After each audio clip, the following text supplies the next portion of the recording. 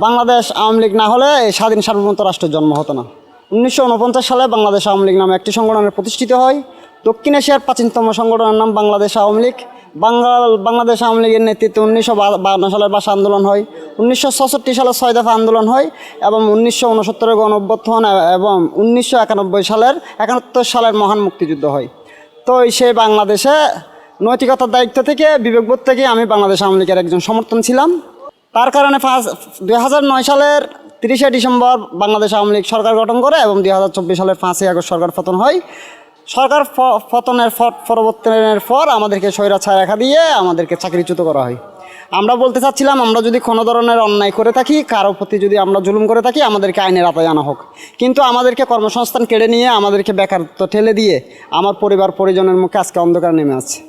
এর দায়ভার কে নিবে? কি রাষ্ট্র নাকি আমরা? আমরা যদি কোনো অসামাজিক কার্যকলাপ করি বা আওয়ামী লীগ শাসনামলে আমরা যদি কারোর উপর জুলুম অত্যাচার নির্যাতন করে থাকি, দেশের প্রচলিত আইন অনুসারে আমাদের বিচার করা হোক।